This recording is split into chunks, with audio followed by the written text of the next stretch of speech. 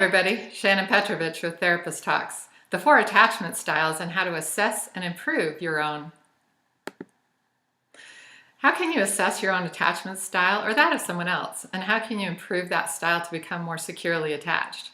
In the last video, we went into depth into the 4 different styles. So watch that one first and then jump into this one. In summary, the attachment style you developed as a child was based on your relationship with your parents, but it doesn't have to define your ways of relating for the rest of your adult life. If you come to know your attachment style, you can uncover the ways you are relating and become more emotionally self-contained and more connected. By becoming aware of attachment styles, you also make better choices in a partner.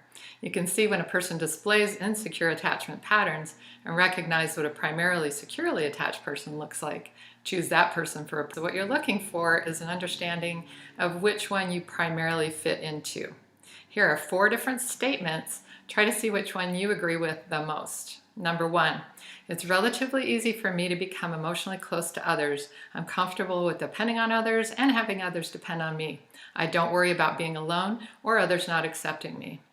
Number 2, I want to be completely emotionally intimate with others, but I often find that others are reluctant to get as close as I want to be. And I'm uncomfortable being without close relationships, but I sometimes worry that others don't value me as much as I value them. Number 3, I'm comfortable without close emotional relationships. It's important to me to feel independent and self-sufficient, and I prefer not to depend on others and have others not depend on me. And number 4, I'm uncomfortable getting close to others. I want emotionally close relationships, but I find it difficult to completely trust others or depend on them. I sometimes worry that I'll be hurt if I allow myself to become close to other people. These 4 statements correspond to the 4 styles. Securely attached people feel comfortable with themselves and comfortable being close to others. Anxious, preoccupied are those that are uncomfortable being alone and they cling to others for all of their emotional well-being. Dismissive, avoidant are comfortable with independence and okay being disconnected from others and pretty uncomfortable with closeness. And the last one is disorganized. The disorganized are miserable alone and they're uncomfortable with closeness too. They desperately want relationship, then they want it to end, and then they want it back again. So which one are you? And which one do you tend to gravitate towards in a partner? Let's look at the underpinnings of these working models that you created and seek to form more secure attachment styles. Of course, your best option is always to have your own therapist, and I encourage you to find someone who can help you with this journey. But if you don't have access, here are some strategies. When we look at the anxious, preoccupied, we can see that they don't feel good about themselves and they've developed a working model that someone else is needed to complete me or save me or fill me up. This myth is that this emptiness inside could and should be filled by someone else.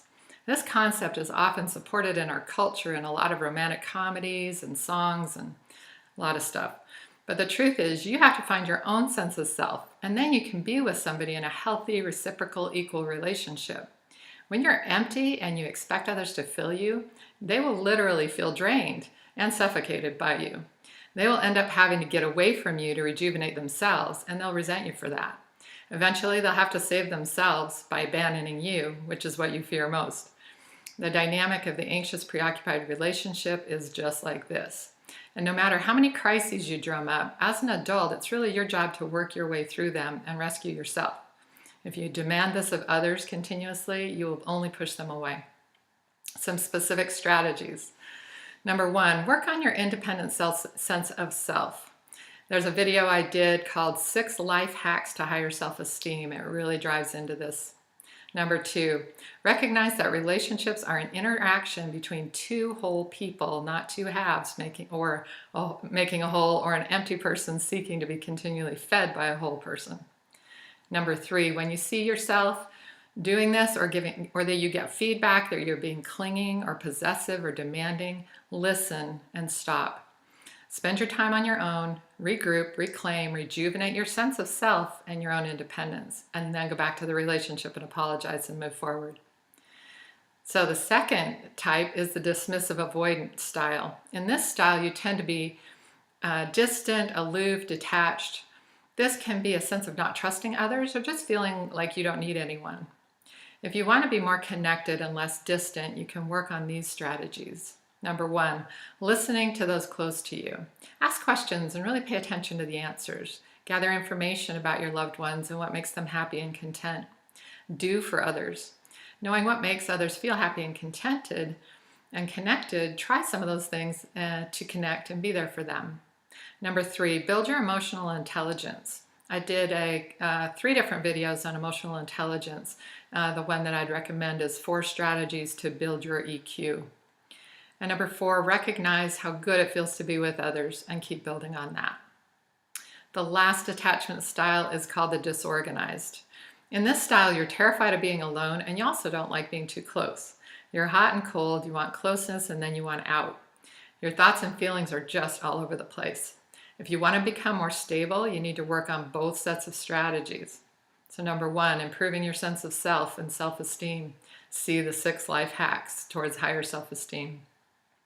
You need to be a whole person meeting another whole person. Number 2, self-calming. This is all about emotional regulation. So seeing that you're acting out and you're demanding attention only takes away what you want most and only drives the person away into that abandonment. You've got to just stop and breathe. Number 3, becoming more aware of others' wants and needs through listening and gathering information, growing and building empathy for what you're putting your partner through. Number 4, acting in loving ways towards your partner to build trust and intimacy rather than a fantasy bond. We talked about fantasy bonds in the last video, so check into that.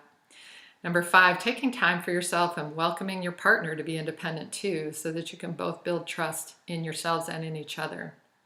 And lastly, when you feel close and scared, tell yourself that this is what you're seeking and relax into those feelings. Breathe and feel.